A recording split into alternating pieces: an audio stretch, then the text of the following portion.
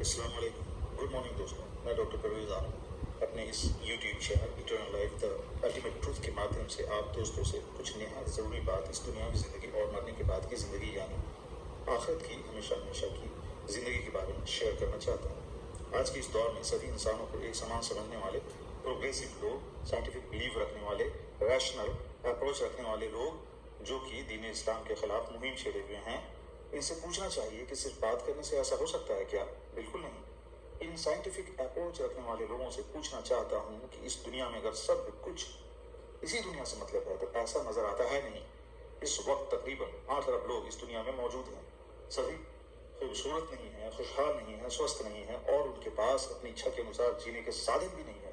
بے بس ہیں، لاچار ہیں، اتنے بے بس اور لاچار کہ خود اپنی دیکھ بھال بھی نہیں کر سکتے ہیں. اتنے غریب کی رہنے کو چھت نہیں کھلے آسمان کے نیچے. موت کے سائے میں زندگی جیے جا رہے ہیں، یہاں تک کہ کھانے کے لیے ایک وقت کی روٹی بھی نصیب نہیں ہو پاتی ہے. اور دوسری طرف بہت سارے لوگ ایسے ہیں جو خوبصورت ہیں، خوشحال ہیں، سوستھ ہیں اور اپنی اچھا کے انوسار جینے کے ہر سادھن سے لیس ہے. وہ بڑے عیش میں ہیں، ان کی تو بڑی موج مستی ہے. ان کی رہائش، ان کے کھان پان، ان کے پہناوے کا کہنا ہی کیا ہے. ایسے میں ایک سوال کا اٹھنا لازم ہے کہ ان پہلے قسم کے لوگوں کا کیا قصور جو ایک نہایت ہی دینی جیون جینے کو مجبور ہے. دوسرا اہم سوال یہ ہے کہ اگر سب کچھ اسی دنیا میں ہونا ہے اور مرنے کے بعد کوئی زندگی نہیں ہے، پھر ایسے میں سبھی کو برابری کا حق مل جانے کی اور نیائے کی کلپنا بھی نہیں کی جا سکتی ہے. صرف بھارت کی اگر بات کریں تو یہاں کی عدالتوں میں کروڑوں کیس ایسے ہیں جہاں ظالم ظلم کرنے کے بعد بھی عیش و آرام سے اپنی زندگی جی رہا ہے اور بے قصور لوگ جیلوں میں سڑ رہے ہیں اور ان کی عمر یوں ہی تمام ہو رہی ہے. ایسے میں نیائے کی امید ہم تبھی کر سکتے ہیں جب مرنے کے بعد بھی کوئی زندگی ہو اور اس کائنات، اس برہمانڈ کا کوئی مالک ہو جو پل پل کی خبر رکھتا ہو. ورنہ اس دنیا میں نیائے کی امید تو بالکل ہی نہیں کی جا سکتی ہے. اب ایک اور پہلو سے بات کریں تو یہ ہے کہ انسان کے اندر ایک خواہش ہوتی ہے کہ وہ خوبصورت لگے، خوشحال زندگی ہو، ہر آرام کی چیزیں اس کے پاس ہوں جیسا کہ وہ اوروں کے پاس دیکھتا ہے. پھر یہ ساری چیزیں اسے میسر کیوں نہیں؟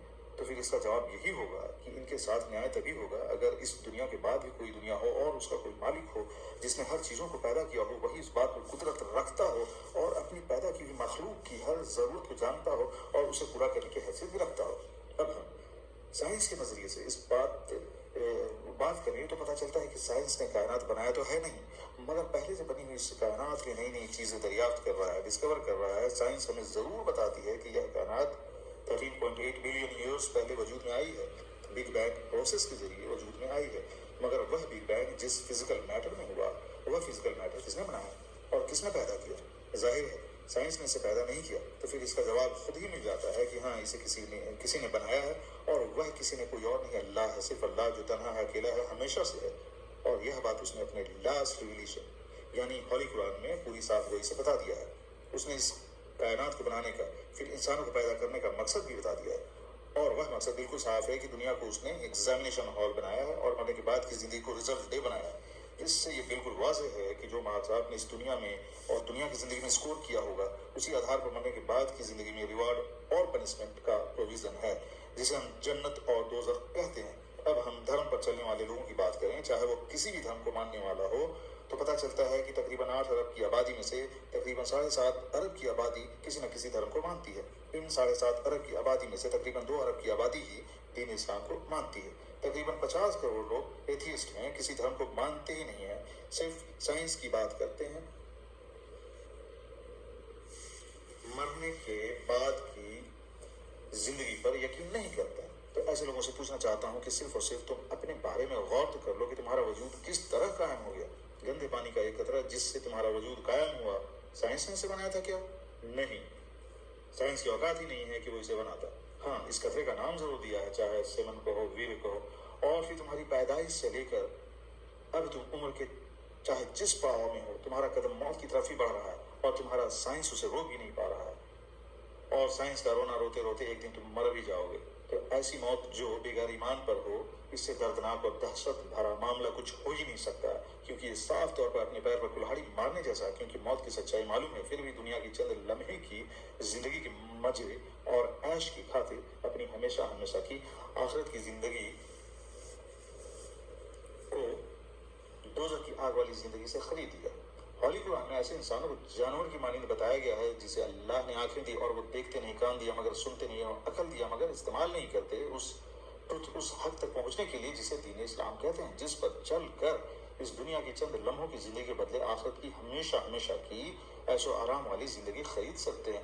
نہایت افسوس کے ساتھ یہ کہنا چاہتا ہوں کہ وہ سائنٹسٹ جنہوں نے اس دنیا میں بڑے بڑے ڈسکوریز کیے اور ان کے اس ڈسکوریز کے کارن دنیا میں انسانیت کو بہت فائدہ پہنچا اور ان کی موت کے کئی سال بعد تک لوگ انہیں یاد بھی کر رہے ہیں، مگر وہ اتنا قابل ہونے کے باوجود اس ٹروتھ، اس حق کو نہیں پہنچ سکا، اور اس دنیا میں جو نام اس نے کمایا وہ صرف اور صرف اس دنیا کے لیے ہے، اور ایسے لوگوں کے لیے آخرت میں کچھ بھی نہیں ہے سوائے دکھ اور تکلیفوں کے، کیونکہ اس نے اللہ کے وجود کا انکار کیا، اللہ کے اس مقصد کا انکار کیا جس مقصد کے لیے اللہ نے انسانوں کو پیدا کیا۔ یعنی اگر انسان غور کرے تو صرف دو ہی فلسفہ ہے، ورلڈلی لائف اور ایٹرنل لائف کو سمجھنے کا۔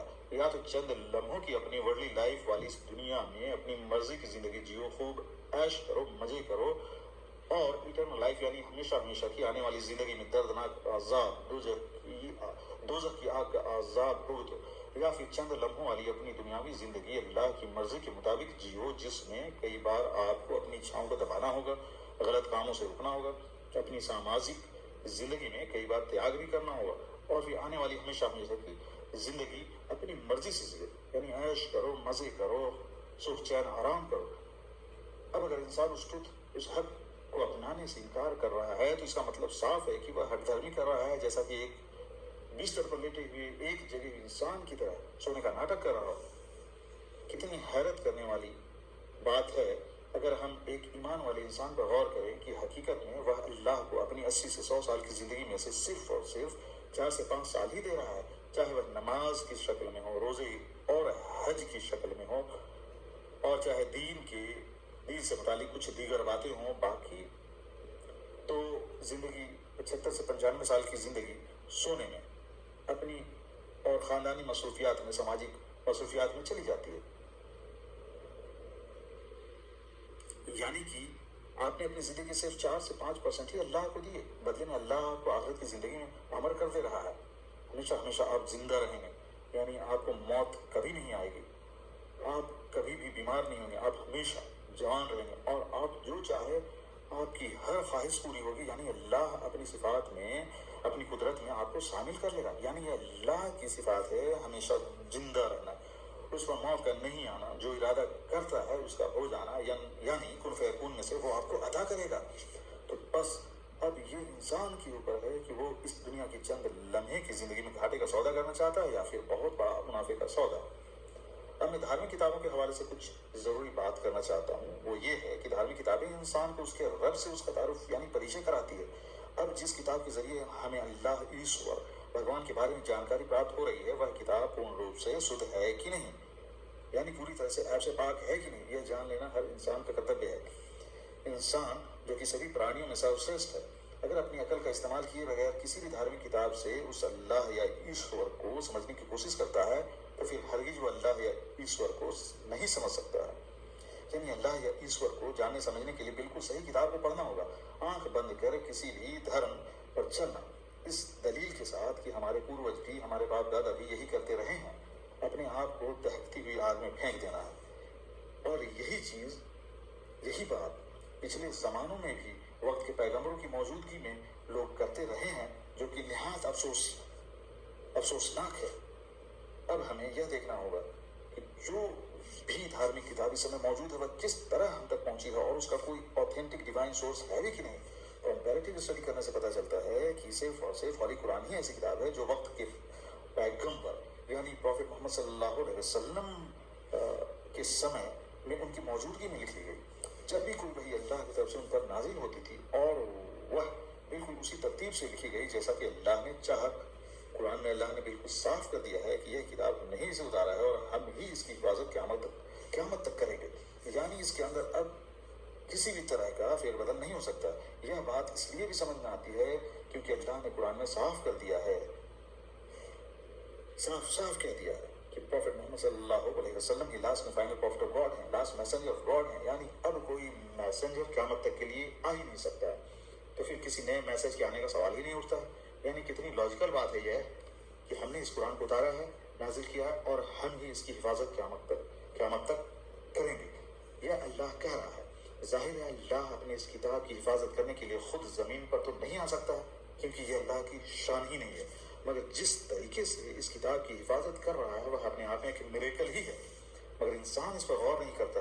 اللہ جو ہر چیز کا علم رکھتا ہے اور ہر چیز پر قدرت رکھتا ہے، وہی خوب جانتا ہے کہ عربک لینگویج یا زبان انسان اپنے سینے میں محفوظ کر سکتا ہے اور پوری قرآن کو میمورائز کر سکتا ہے۔ اسی لیے قرآن کو اللہ نے عربک لینگویج میں نازل کیا، اور وقت کے پیغمبر محمد صلی اللہ علیہ وسلم کے زمانے میں ہی ہزاروں کی تعداد میں پوری قرآن کو میمورائز کر لینے والے کمپینین موجود تھے۔ ہر زمانے میں اگر ہم پچھلے 1400 سال کی بات کریں تو لاکھوں کی تعداد میں حافظ قرآن موجود رہے ہیں، اور آج کی تاریخ میں یہ تعداد کروڑوں میں ہے۔ ایسے میں قرآن کے اندر کسی بھی طرح کا پھر بدل ناممکن ہے، اور قیامت تک ایسے ہی حافظ قرآن کے رہنے کی وجہ سے قرآن کی حفاظت ہوتی رہے گی۔ اسے اللہ نے جیتا جاتا میریکل کہا ہے، جو کسی اور کتاب کے ساتھ ممکن ہی نہیں ہے۔ اگر انسان اپنے عقل کا تھوڑا بھی استعمال کر لے اور اندھوں کی طرح چلتے ہوئے اپنے غیر اسلامک عقیدے سے باہر نکل کر ایک لمحے کے لیے صاف دل اور دماغ سے سوچ لے تو پھر قرآن پر، اسلام پر ایمان لانے میں ایک لمحے کی دیری نہیں کرے گا۔ ایک طرف ہم پریکٹیکلی اس چیز کو دیکھ رہے ہیں کہ دنیا کے کسی اور لینگویج میں لکھی ہوئی 50 پنوں کی کتاب کو بھی کوئی 100% پیور فارم میں میمورائز نہیں کر سکتا ہے، چاہے وہ کتنا بھی قابل کیوں نہ ہو۔ وہیں دوسری طرف قرآن کا حافظ 5 سال کے بچے سے لے کر 95 سال تک کے بوڑھے تک مل جائیں گے، چاہے اس کا نیٹو لینگویج کچھ بھی ہو، چاہے اس کی دنیاوی تعلیم کچھ بھی رہی ہو۔ اگر تم کسی پورواگرہ سے گرست نہیں ہو تو سوچو کہ کیسے ایک 5 سال کے بچے کو تقریباً 6,500 آیت میمورائز ہو جاتا ہے۔ یہ خود ہی میں ایک میریکل ہے۔ ان باتوں پر غور کرنے سے بالکل صاف ہے کہ قرآن ہی وہ دھارمک کتاب ہے جو کہ 100% پیور فارم میں موجود ہے، پورن روپ سے شدھ ہے۔ باقی کتابوں کے بارے میں کیا کہا جائے، بس آستھا کے نام پر دیا جا رہا ہے، اس کی شدھتا کا کوئی لنک نہیں، آدھار نہیں، پرمان نہیں، بس آستھا ہی آستھا۔ میرے غیر اسلامک بھائیوں اور بہنوں، آستھا کے نام پر اپنے اوپر، اپنے پریوار والوں کے اوپر ظلم کرنا بند کرو۔ موت کبھی بھی آ سکتی ہے، موت جو کہ اس دنیا کی سب سے بڑی حقیقت ہے، اس سے بچ کر کوئی بھاگ نہیں سکتا ہے۔ غلط عقیدے، جھوٹی آستھا پر موت یعنی دردناک عذاب، خاص طور پر آگ میں جلائے جانے کا عذاب، اور وہ بھی ہمیشہ ہمیشہ کے لیے۔ قرآن کوئی قصے کہانیوں کی کتاب ہے نہیں۔ قرآن تو واضح طور پر اس دنیا کے حالات کو، جو کہ last and final message of God یعنی محمد صلی اللہ علیہ وسلم سے پہلے گزرے زمانوں کی حالات بیان کرتا ہے، پھر محمد صلی اللہ علیہ وسلم کے وقت کے حالات بیان کرتا ہے، اور پھر قیامت تک آنے والے حالات کو پوری اتھارٹی کے ساتھ بیان کرتا ہے۔ ساتھ ہی ساتھ قیامت قائم ہونے اور پھر قیامت تک آنے والے تمام انسانوں کو دوبارہ اٹھائے جانے، اور پھر اللہ کا ان تمام انسانوں کا فیصلہ ان کے اعمال یا کرموں کے آدھار پر کرنا جو کہ انہوں نے اس دنیا میں کیے ہوں گے، پھر دوزخ میں دیے جانے والے دردناک عذاب کا رونگٹے کھڑے کر دینے والا تذکرہ، اور جنت میں دی جانے والی دلکش نعمتوں کا بڑے ہی خوبصورت لفظوں میں تذکرہ۔ یہ ہے اللہ کی کتاب جس کے ہونے میں کوئی شک نہیں۔ میرے غیر ایمان والے بھائیوں، آستھا کے نام پر اپنے آپ کو ہلاک کرنے والوں، اپنے پوروجوں اور باپ داداؤں کے راستوں پر آنکھ بند کر چلنے والوں، اپنے دھرم گروؤں کے بہکاوے میں آ کر اپنے آپ کو ہلاک کرنے والوں، شکر کرو اس رب کا جس نے تمہیں مہلت دے رکھی ہے۔ تمہارے لاکھوں گناہ کرنے کے باوجود بھی تم پر اب تک موت نہیں آئی ہے۔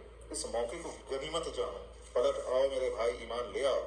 چاہے تمہاری زبان جو بھی ہو، قرآن پڑھو، اپنے لینگویج میں قرآن کو پڑھو، قرآن کا ٹرانسلیشن پڑھو، مگر پڑھو اس سے پہلے کہ تم پر موت آ جائے۔